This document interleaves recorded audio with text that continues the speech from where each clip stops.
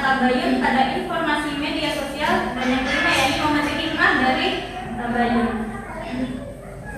Ya, tujuan pembelajaran kita yakni peserta didik mampu memahami bahaya ghibah dan pentingnya menumbuhkan sikap tabayun dalam kehidupan sehari-hari.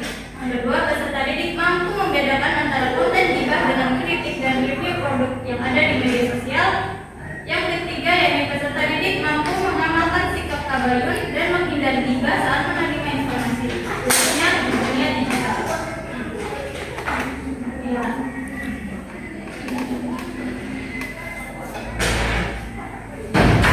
Sebelumnya aku mau tanya dulu.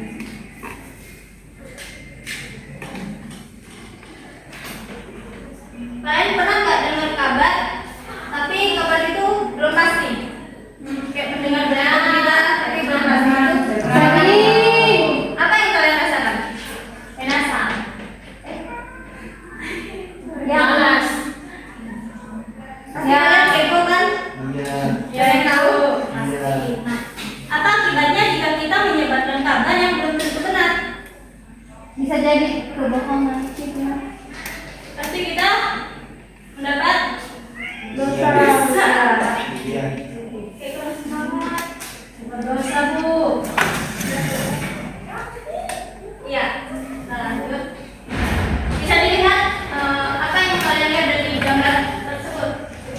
Mulut, tangan. Jadi dilarang apa hidup?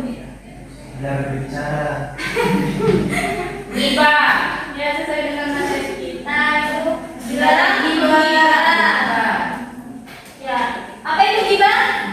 Ghibah orang lain. Apa itu tabayun?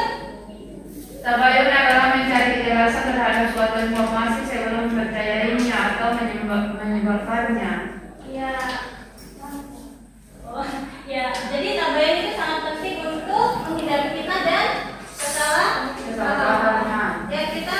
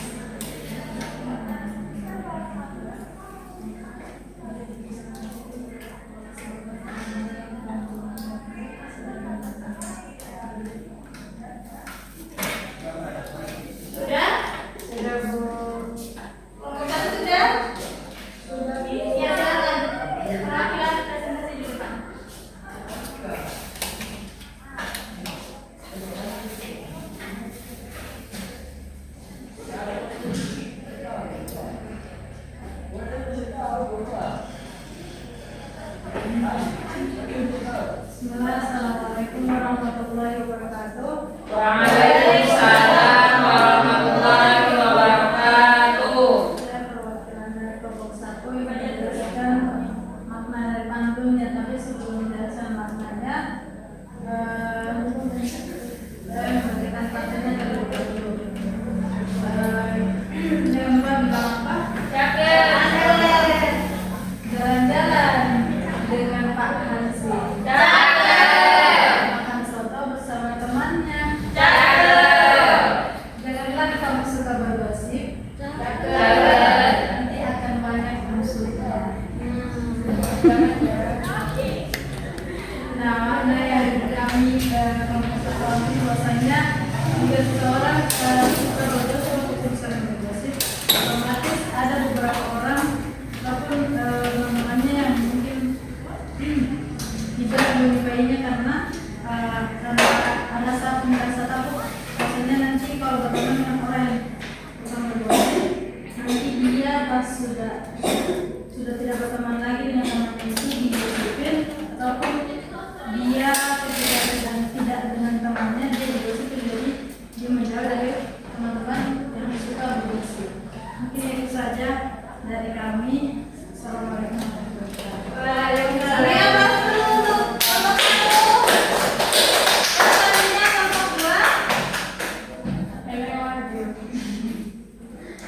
Ayo kelompok 2. Kalau nggak bisa maju dengan hukum aja. Iya, Bu.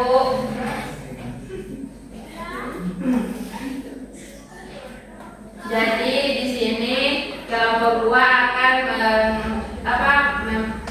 perwakilan dari kelompok 2 kan menjelaskan ini pantun yang diberikan oleh Ibu. Jadi pantunnya itu nanti kalian belajar ya. Iya. Pergi ke pasar beli buah-buahan.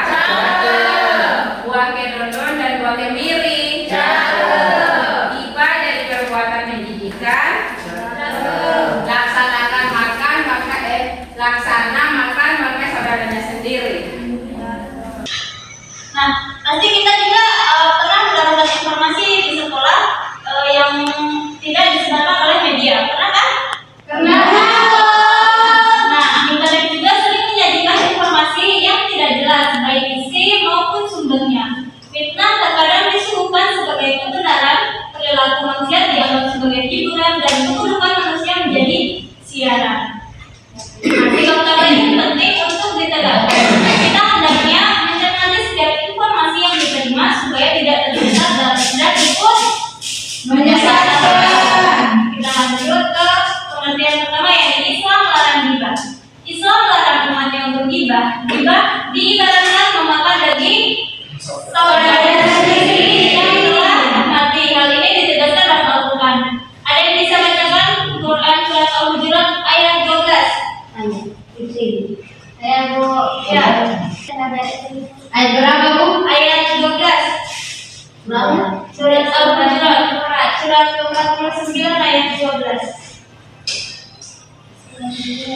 Saya Bu. Ya, silakan Yasmin. A'udzu billahi minasyaitonir rajim. Bismillahirrahmanirrahim. Ya ayyuhalladzina amanu ijtanibu katsiran minadh-dhanni inna ba'dadh-dhanni ithmun wa la tajassasu wa la yaghtab ba'dukum ba'dan ayuhibbu ahadukum an ya'kula lahma akhihi maytan fakarihtum wattaqullah innallaha tawwabur rahim. Ya, artinya wahai orang-orang yang beriman, jauhilah banyak dari prasangka. Sesungguhnya sebagian prasangka itu dosa, dan janganlah kamu mencari-cari kesalahan orang lain, dan janganlah kamu yang menggunjing sebagian orang lain. Apakah di antara kamu yang suka memakan daging saudaranya yang sudah mati? Tentu kamu merasa jijik dan bertakwalah kepada Allah, sesungguhnya Allah Maha Penerima Taubat dan Maha Penyayang. Ya, terima kasih Asmi. Jadi di sini sudah paham kan? Islam sudah melarang kita gibah, dan gibah itu diibaratkan memakai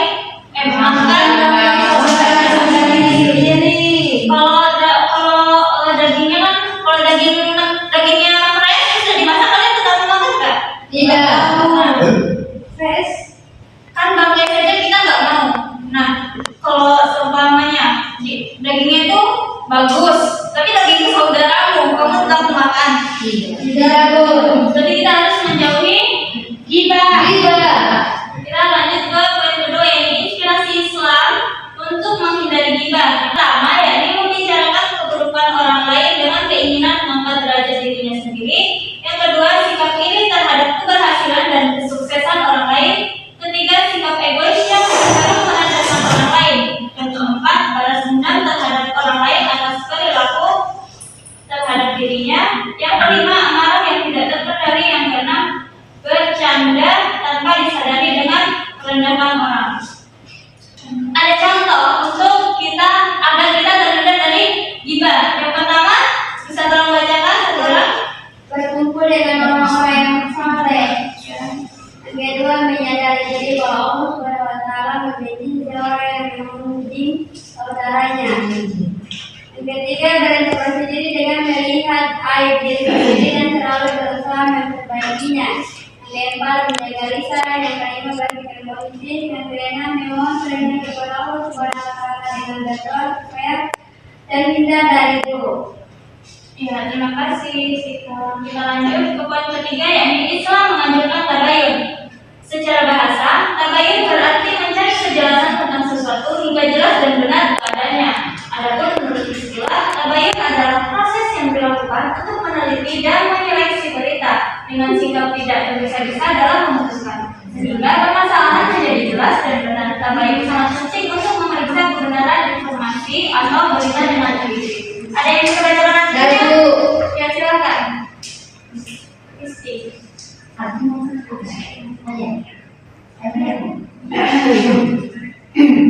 Bismillahirrahmanirrahim. Ya ayyuhalladzina amanu in ja'akum fasiqun binaba'in fatabayyanu an tusibu qawman bijahalatin fatusbihu ala ma fa'altum nadimin. Yang artinya, wahai orang-orang yang beriman, jika seseorang fasik datang kepadamu membawa berita tertulis, maka telitilah kebenarannya agar kamu tidak mencelakakan suatu kaum karena ketidaktahuan yang berakibat kamu menyesali perbuatan itu. Quran surat Al-Hujurat ayat 6. Terima kasih, Isti. Ya, Bu. Jadi agama memberikan perintah agar manusia dapat meneliti berita yang dibawa oleh orang-orang fasik. Hal ini dilakukan dalam rangka mewaspadainya. Penelitian ini untuk mendorong agar tidak ada seorang pun membenarkan dan memberi keputusan yang berdasarkan pada informasi orang yang fasik tersebut. Nah, informasi yang dibawa oleh orang fasik jangan langsung diterima. Akan tetapi harus diteliti terlebih dahulu. Nah, penelitian terhadap informasi tersebut meliputi kualitas, pembawa, dan kepentingan berita. Kemudian kalian semangat ya.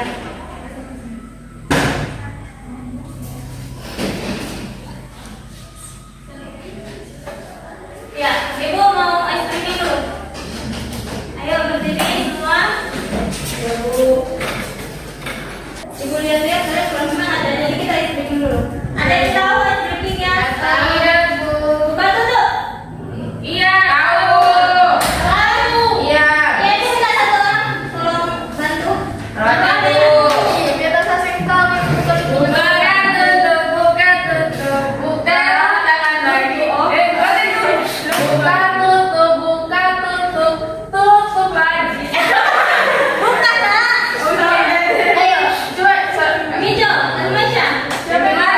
Ayo, siapa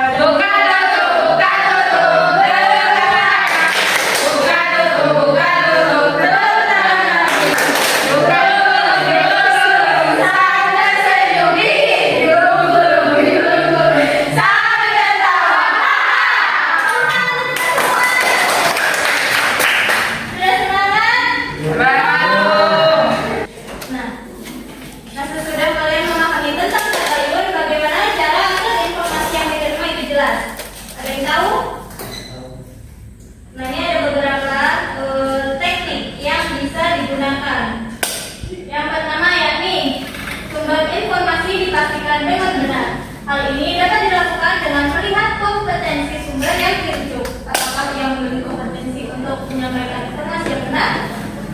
Nah, yang kedua yakni pastikan isi informasi berisi kebenaran. Yang ketiga yakni pastikan tempat dan waktu informasi yang diperoleh adalah benar. Nah, selain itu ada dampak negatif penggunaan medsos. Yang pertama yakni kebebasan informasi. Yang kedua, sikap sosial yang melemah. yang ketiga, Kelalaian dalam kewajiban agama. Jadi, bagaimana kalian bertabayun dalam media sosial? Bisa? Bisa. Jadi,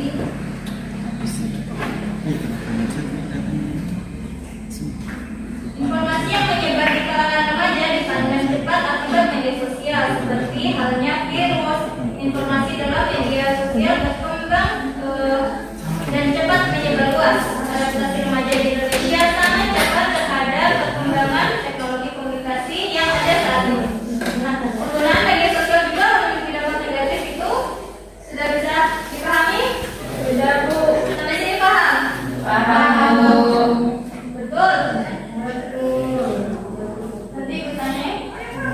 Kemudian tabayun sangat berarti untuk menangani berita hoax.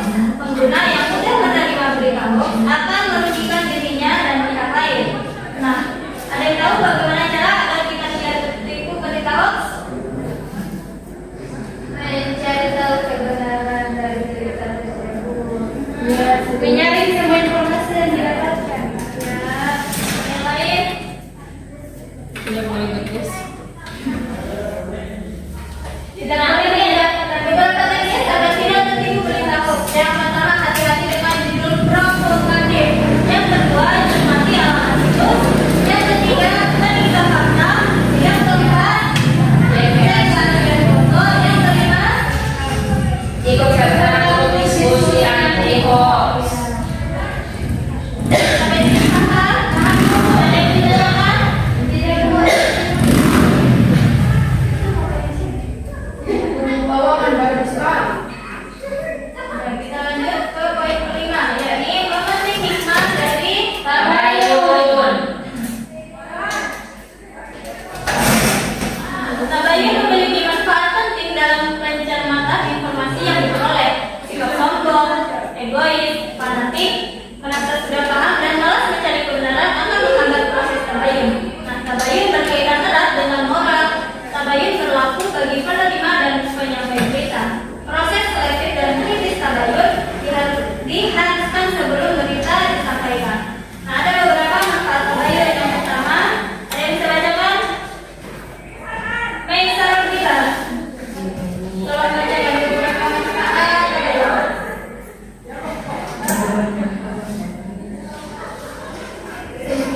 Maju kalau nggak kelihatan.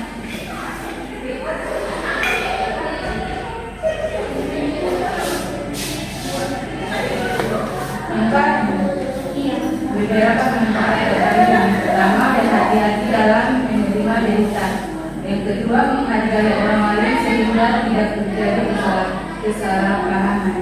Yang ketiga, berbaik sangka terhadap sesama sehingga dapat menimbulkan kerukunan dan kedamaian. Yang keempat, persatuan dan kesatuan dapat terjaga bagi lingkungan keluarga, sekolah, dan masyarakat sekitarnya. Yang kelima, menciptakan kerukunan dan kedamaian di masyarakat.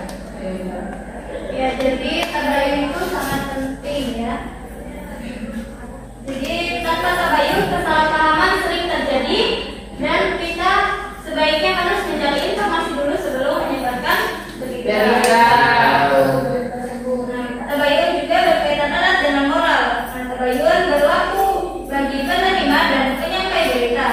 Proses selektif dan kritis atau tabayun diharuskan sebelum berita disampaikan. Sampai sini ada pertanyaan?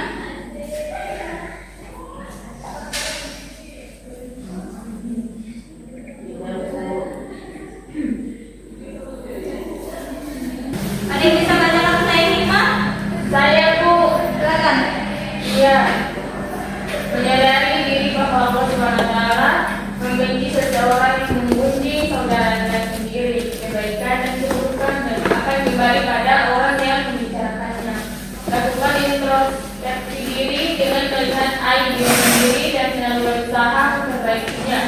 Setiap orang lebih baik melakukan introspeksi terlebih dahulu dan sebelum berbicara dengan orang lain. Introspeksi ini menyebabkan rasa malu untuk membicarakan keburukan orang lain. Mohon perlindungan kepada Allah Subhanahu wa Ta'ala dengan berdoa supaya terhindar dari keburukan. Terima kasih. Jadi kesimpulannya, materi pada hari ini yakni riba adalah perbuatan dosa yang harus dihindari karena dapat merusak hubungan dan menyakiti orang lain.